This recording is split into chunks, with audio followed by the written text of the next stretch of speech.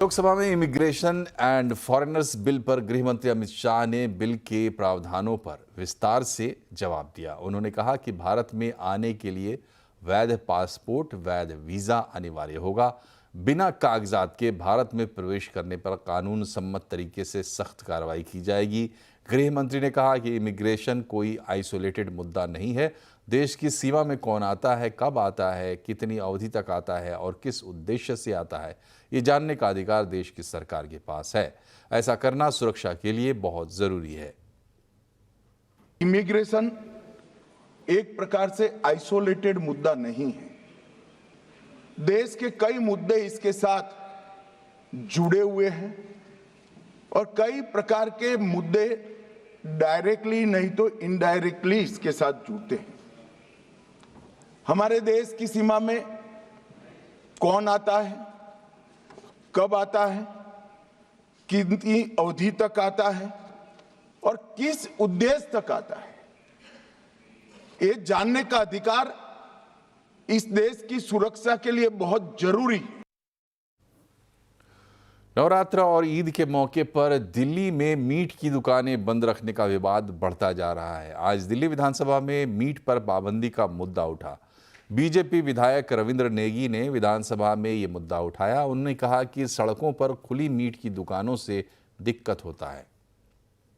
जो मीट की छोटी छोटी दुकानें हैं, मीट की दुकानें, वो खुले आम मांस बेचते हैं पीछे पीछे की सड़कों में और बेर धरने से उनको कोई रोक नहीं है, कोई टोक नहीं है और जिससे यातायात में दिक्कत तो होती है पर आसपास के जाने वाले लोगों को भी दिक्कत होती है।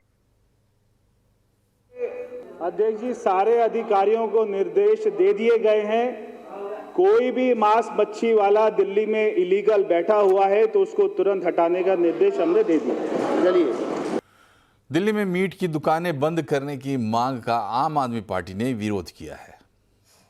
अरे भाई, ये दिल्ली है, यहाँ तमाम देशों की एम्बेसीज हैं, वहाँ पे मीट बनता है, मुर्गा बनता है, वहाँ मछली बनती है, यहाँ तमाम राज्यों के गेस्ट हाउस है, वहाँ मीट मुर्गा मछली बनती है, KFC की दुकानें हैं, भाजपाइयों के रेस्टोरेंट हैं। बंद कराओ ना मीट मुर्गा, हिम्मत है तो बंद कराओ। अच्छा, नवरात्रि में शराब की दुकानें क्यों खुली रहेंगी? शराब की दुकानें बंद कराओ पूरे नवरात्र में। नवरात्र से पहले उत्तर प्रदेश में भी मीट की दुकानों पर बैन की मांग तेज हो गई है। भारतीय किसान मंच और गौ सेवा परिषद ने सीएम योगी से नवरात्र में मीट की दुकानें बंद करवाने की मांग की है। भारतीय किसान मंच ने मांग की है कि नवरात्रि आस्था से जुड़ा पर्व है, खासकर मंदिरों के आसपास मांस विक्रेताओं पर पूरी तरह से पाबंदी लगानी चाहिए। वहीं यूपी सरकार के मंत्री कपिल देव अग्रवाल ने हापुड़ में एसपी को नवरात्र में मीट की दुकानें पूरी तरह बंद करने के निर्देश दिए हैं। बंद कर सकते, 9 दिन में नवरात्रों में कोई मीट की शॉप नहीं खुलेगी, ठीक है ना? सत्य कराई, उनको बुला के बात करिए, ठीक है ना? और ईद से पहले सड़क पर नमाज को लेकर एक बार फिर विवाद शुरू हो गया है। दिल्ली से लेकर यूपी के संभल तक नमाज को लेकर विवाद चल रहा है। कहां और कैसे इस विवाद की जड़ें फैली हैं, इस रिपोर्ट के जरिए आपको दिखाते हैं।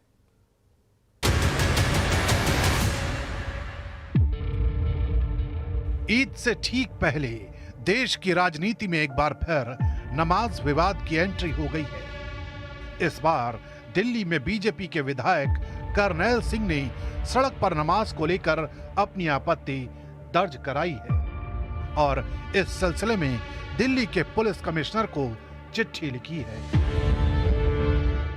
जब मस्जिद के पास उनके पास जगह है तो मस्जिद में नमाज पढ़े। ऐसा नहीं हम किसी कानून के विरोधी हैं, अपने कानून का पालन करें, ट्रैफिक व्यवस्था को ठीक से चलने दें, क्योंकि ट्रैफिक व्यवस्था में सिर्फ हिंदू ही नहीं है, मुसलमान भाई भी हैं, उनके दूसरे धर्मों के लोग भी हैं। लेकिन आम आदमी पार्टी के विधायक जुबैर अहमद ने आरोप लगाया है कि बीजेपी धर्म की राजनीति कर रही है। कभी अजान से दिक्कत होती है, कभी नमाज से दिक्कत होती है, कभी मीट की दुकानों से दिक्कत होती है। इनको दिक्कत ही दिक्कत है, इनको कुछ नहीं है। मीट तक क्या, शराब शुरू, मच्छी, ये अंडे वगैरह, हम इसके बिल्कुल निश्चित रूप से इसके पक्षधर नहीं है, नहीं होना चाहिए। और जहाँ जहाँ मीट की दुकानें खुली हैं उनको नवरात्रों में आपस में भाईचारे को रखते हुए उन लोगों को बंद करना चाहिए। उधर संभल में भी मुस्लिमों से छतों पर या सड़क पर नमाज न पढ़ने की अपील की गई है। कोतवाली संभल परिसर में आज शांति समिति की बैठक की गई, जिसमें सभी वर्गों धर्मों के लोग उपस्थित थे। उन्हें स्पष्ट रूप से अवगत कराया गया और सुनिश्चित किया गया है कि मस्जिद एवं ईदगाह के अंदर ही नमाज अदा की जाएगी और परिसर के बाहर सड़क पर कोई भी नमाज अदा नहीं की जाएगी और सड़क पर लोग बैठकर नमाज अदा नहीं करेंगे। और साथ ही बिजली पानी की कुछ समस्याओं के बारे में भी उनके द्वारा अवगत कराया गया है, जिन्हें भी समय रहते हुए पूर्ण करा लिया जाएगा। वैसे सड़क पर नमाज विवाद की लहर कोई नई नहीं है। पहले भी सार्वजनिक जगहों पर नमाज का विरोध होता रहा है, लेकिन इस बार ठीक ईद से पहले इस विवाद ने तूल पकड़ा है। देखना है कि इसका असर क्या होता है। समाजवादी पार्टी के अध्यक्ष अखिलेश यादव ने एक बार फिर बीजेपी सरकार पर जुबानी हमला बोला है। उन्होंने गौशालाओं को लेकर तंज कसते हुए कहा कि बीजेपी को दुर्गंध पसंद है, इसलिए वो गौशालाएं बना रही है, जबकि समाजवादी पार्टी सुगंध पसंद करती है, इसलिए उन्होंने इत्र पार्क बनवाया था। यही नहीं, अखिलेश ने सांडों के मुद्दे पर भी सरकार को घेरा और कहा कि सरकार सांड पकड़ रही है या नहीं, उसका भी पैसा खा जा रहे हैं। कन्नौज में रहकर के हम लोगों ने भाईचारे की सुगंध दी है। ये जो भारतीय जनता पार्टी के लोग हैं, इनकी नफरत की दुर्गंध है। मैं तो कन्नौज के सुगंध वाले लोगों से कहूंगा, ये भारतीय जनता पार्टी की दुर्गंध को हटाएं। अभी तो थोड़ी हटाई है, अगली बार और हटा दो, जिससे कि कन्नौज का विकास रुका हुआ आगे बढ़ जाए। आप बताइए, दुर्गंध पसंद करते हैं इसीलिए गौशाला बना रहे हैं, हम सुगंध पसंद कर रहे थे इसलिए इत्र पार्क बना रहे थे। बताइए, ये सांड पकड़ रही है सरकार के नहीं पकड़ रही है? अखिलेश यादव के दुर्गंध सुगंध वाले इस बयान पर बीजेपी ने पलटवार किया है। संबित पात्रा ने कहा है कि ये देश साधु संतों में नंदी देखता है और गाय में माता। ये स्पष्ट रूप से दिखाता है कि इन लोगों को सनातन से लगाव नहीं है, सनातन विरोधी है। और मैं तो कहूँगा, अगर हिंदुस्तान में रह के सनातन से विरोध करते हो, हिंदुस्तान से रह के सनातन से आपको दुर्गंध आती है, तो हिंदुस्तान में राजनीति बंद कर देनी चाहिए। वह भूमि ढूंढनी चाहिए जहां पर आप सनातन का अपमान कर सकते हो और वह देश सहेगा। गर्मी की छुट्टियों में घूमने की तैयारी कर रहे हैं तो बुकिंग जल्द कर लें, क्योंकि इस बार हवाई उड़ान काफ़ी महंगी हो सकती है। जितनी पैसेंजर डिमांड है उतनी फ्लाइट्स नहीं है। ज़्यादा जानकारी दे रहे हैं रोहन सिंह। जो साफ इशारा कर रहे हैं कि इस बार गर्मी की छुट्टियों में जो हवाई किराए हैं वो काफ़ी ज़्यादा होने वाला है। पहली बार जो समर शेड्यूल आया है, पिछले साल के मुकाबले लगभग 5.5% एक मॉडेस्ट इंक्रीज़ है। 26,000 के लगभग फ़्लाइट्स जो हैं इस बार हैं। लेकिन जो अगर डिमांड की बात करें इसी समय में, तो फरवरी का जो लेटेस्ट डाटा है उसके मुताबिक जो डिमांड है वो 11% है। तो डिमांड सप्लाई गैप आने वाले समय में हो सकता है, क्योंकि जो OTAs हैं वो भी बता रहे हैं कि अच्छी इंक्वायरीज आ रही है। जो दूसरा फैक्टर है वो है कि अभी DGCA के आंकड़ों के मुताबिक लगभग 813 एयरक्राफ्ट है भारत में, जबकि जिसमें से कि 133 के करीब जो है ग्राउंडेड है, उसका प्रेशर रहेगा। और तीसरा, अगले कुछ दिनों में आप देखेंगे जो मेजर एयरपोर्ट्स हैं, दिल्ली एयरपोर्ट, मुंबई एयरपोर्ट और कुछ और जो मेजर एयरपोर्ट्स हैं, वहाँ पे टैरिफ डिटर्मिनेशन की प्रक्रिया चल रही है। वो उसमें जो यूज़र डेवलपमेंट फीस है वो थोड़ा बढ़ सकता है, उसका असर भी आपके हवाई टिकट पे दिखेगा। और ये सारे फैक्टर्स साफ इशारा कर रहे हैं कि गर्मी की छुट्टियों में इस बार आपको थोड़ी सी ज़्यादा जो अपनी जेब ढीली करनी पड़ेगी, और उसका असर अभी से दिखने लगा है। कुछ डेस्टिनेशंस मैंने देखे थे कि जैसे अगर आप मुंबई से श्रीनगर जाते हैं अभी से 2 महीने के बाद, अगर अभी की बुकिंग करते हैं तो लगभग 1 वे का जो किराया है 16,500 का है। ठीक इसी तरह से अगर आप गुवाहाटी जाना चाहते हैं, गेटवे ऑफ नॉर्थ ईस्ट, वहाँ पे भी देखते हैं तो 8800 से कम में टिकट नहीं मिल रहा है। अगर आप दिल्ली से जाते हैं श्रीनगर तो 9200 का है। ठीक इसी तरह से अगर आप कोच्चि जाना चाहते हैं दिल्ली से 8200 का टिकट है। तो हालांकि गोवा अभी भी कंट्रोल में है, गोवा आप दिल्ली से जाना चाहें तो 4400 में मिल जा रहा है टिकट। तो कई सारे ऐसे डेस्टिनेशन हैं जहाँ लोग गर्मी की छुट्टियों में जा रहे हैं, अभी से किराए बढ़ने लगे हैं, तो अभी बुक कराने में ही समझदारी है। कर्मचारी भविष्य निधि यानी EPFO के खाता धारक जल्द ही UPI और ATM से PF का पैसा निकाल पाएंगे। सूत्रों के मुताबिक national payment corporation of India और स्टेट बैंक इसका ट्रायल भी कर रहे हैं। जून से पहले न सिर्फ एटीएम बल्कि यूपीआई ऐप के जरिए भी 1 लाख रुपए तक का कैश ईपीएफओ के खाता धारक निकाल पाएंगे। डिटेल बता रहे हैं आलोक प्रियदर्शी। बिल्कुल, देखिए, कर्मचारी भविष्य निधि यानी कि ईपीएफओ को आधार इनेबल्ड पेमेंट सिस्टम यानी एईपीएस के जरिए यूपीआई से जोड़ने की तैयारियां लगभग पूरी कर ली गई हैं। इसे लेकर NPCI national payment corporation of India और स्टेट बैंक की ट्रायल लगभग हो चुकी है और इस सेवा को जल्द ही शुरू किया जाएगा, जिसके बाद जो ईपीएफओ के सब्सक्राइबर हैं वो आसानी से अपने जो क्लेम सेटलमेंट है उसका पैसा यूपीआई ऐप के जरिए या फिर किसी भी एटीएम पर जाकर तत्काल निकाल सकेंगे। दरअसल ये पूरी प्रक्रिया चल रही है कि जितने भी क्लेम सेटलमेंट होते हैं या फिर अकाउंट स्टेटमेंट होते हैं वो उसको किस तरह से एक डैशबोर्ड यानी कि यूपीआई के प्लेटफॉर्म पर लेकर आया जाए, और इसको लेकर तैयारियां लगभग पूरी हो गई हैं। हमें सूत्र बता रहे हैं कि इस फैसिलिटी को जल्द ही रोल आउट कर दिया जाएगा और बहुत हद तक संभव है कि जून तक इस फैसिलिटी का लाभ जो ईपीएफओ सब्सक्राइबर है वो उठा सकेंगे। दरअसल अब पूरी तैयारी हो चुकी है और इसका ट्रायल भी हो चुका है और अब इस सेवा को रोल आउट करने के बाद जितने भी ईपीएफओ के सब्सक्राइबर हैं उनके हाथ में अपने मोबाइल में तमाम ईपीएफओ के जितने भी डिटेल्स होंगे, क्लेम सेटलमेंट्स होंगे, क्लेम्स होंगे, वो चीजें यूपीआई के ऐप में देख सकेंगे और वहीं से अपने क्लेम को रेज भी कर सकेंगे और साथ ही साथ किसी भी एटीएम से जाकर वो पैसा भी निकाल सकेंगे। तो ये एक बहुत बड़ी एक फैसिलिटी ईपीएफओ के सब्सक्राइबर के लिए जल्द ही शुरू होने वाली है।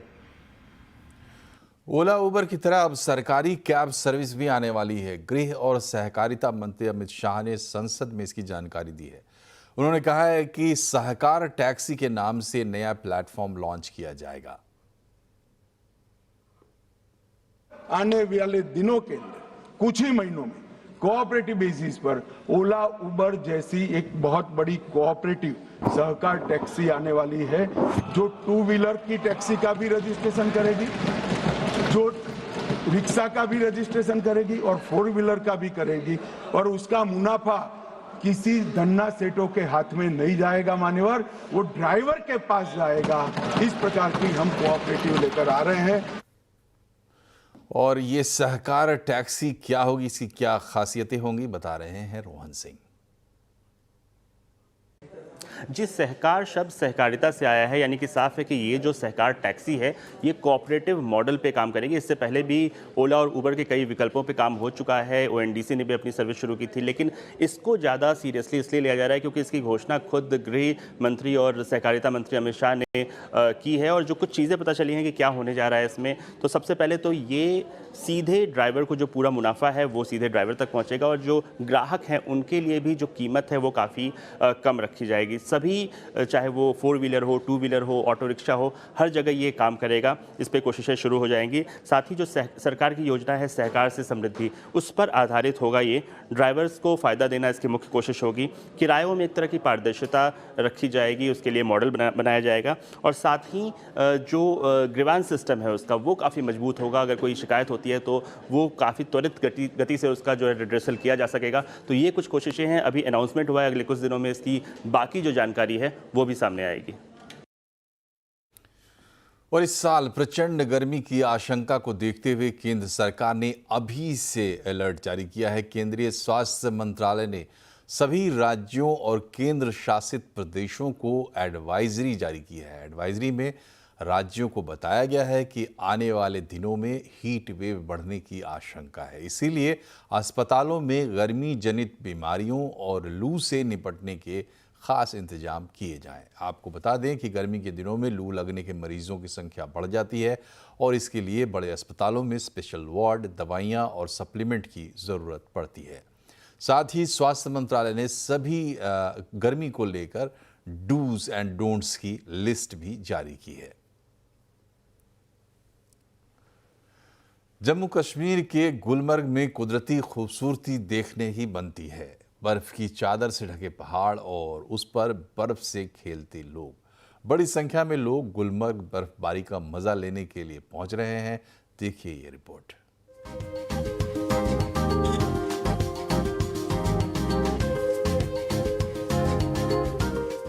कुदरत ने गुलमर्ग को खूबसूरती से नवाजा है।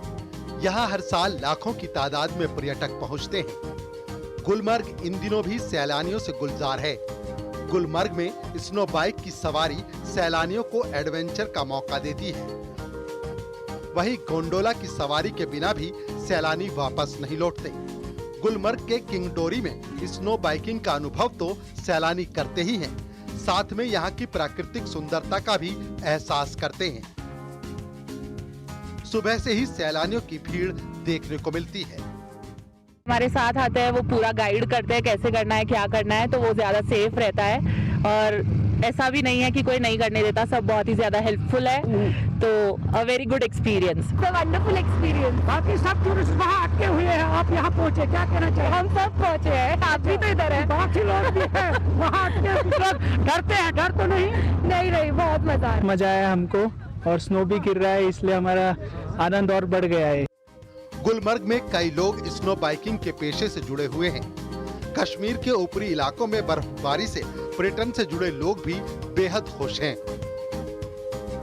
वहीं सैलानियों को शहर के शोर से दूर वादियों में सुकून की अनुभूति हो रही है।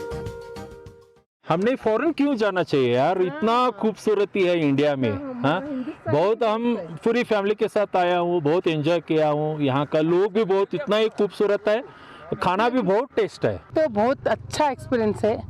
और मैं तो डर रही थी, हाँ, आने के लिए डर रही थी, लेकिन आने के बाद मुझे इतना अच्छा लगा ना, मैं कहीं सही स्वर्ग में आई हूँ ऐसा लगा।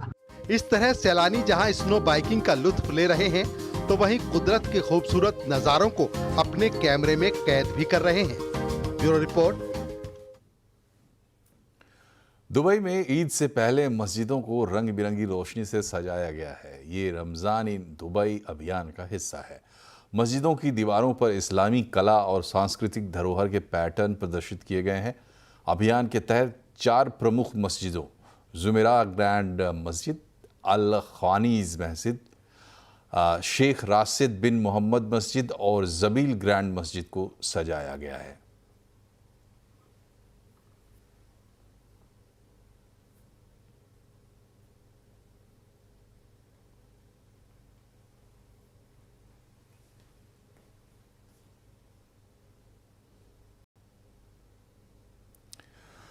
मंच तैयार है, नेता तैयार है। न्यूज़ 18 राइजिंग भारत समिट 2025 लेकर आ रहा है ऐसी चर्चाएं जो आपको सोचने पर मजबूर कर देंगी, ऐसे आइडियाज़ जो गेम बदल कर रख देंगे और ऐसी आवाज़ें जो आने वाले कल को आकार देंगी। भारत मंडपम नई दिल्ली में आइएगा ज़रूर। कोड स्कैन करें और अभी अपने पासेस हासिल करें। भूलिएगा मत 8 और 9 अप्रैल को। और यहाँ एक छोटा सा ब्रेक, तुरंत हाजिर होते हैं। खबरें भी और भी हैं, बने रहिए हमारे साथ।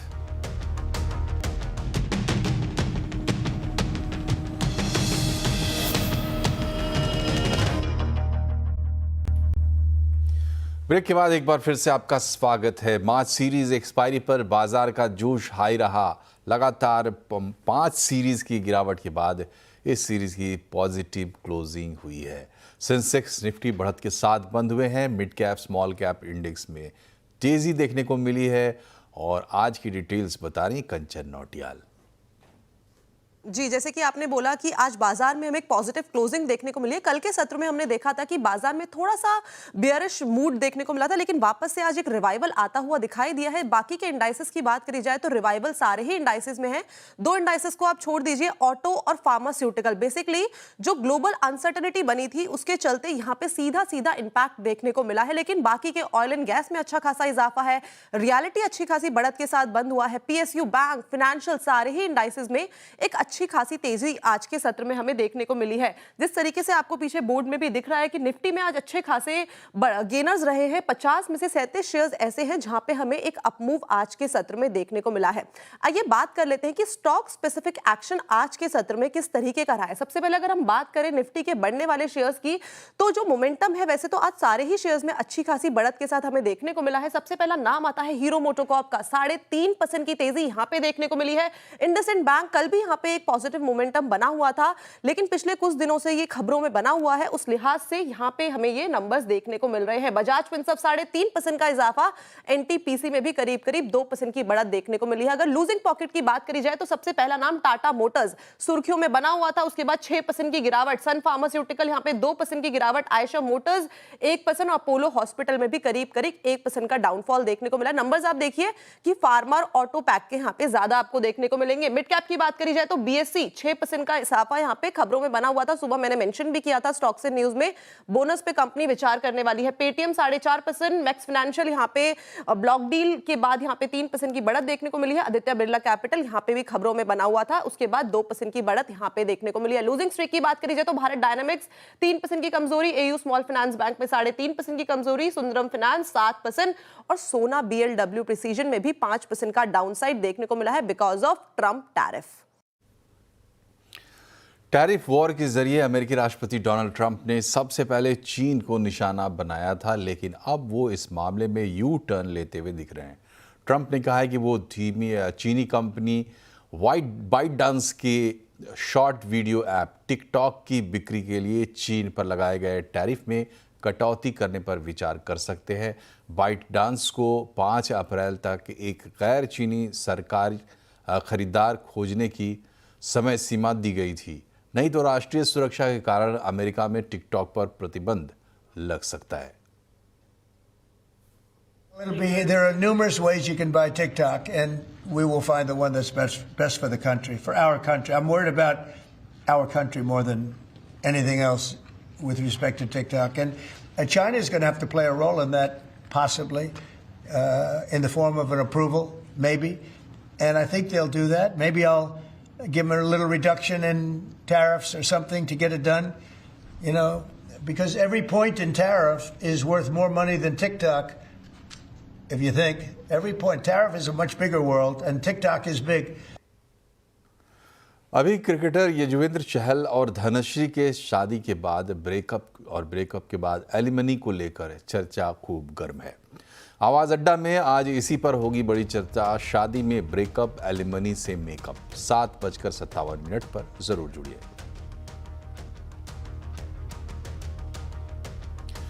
और इसी के साथ बुलेटिन में फिलहाल इतना ही, लेकिन खबरों पर लगातार अपडेट रहिए और इसके लिए जुड़े रहिए CNBC आवाज से हमारे सोशल मीडिया हैंडल्स के जरिए। नमस्कार।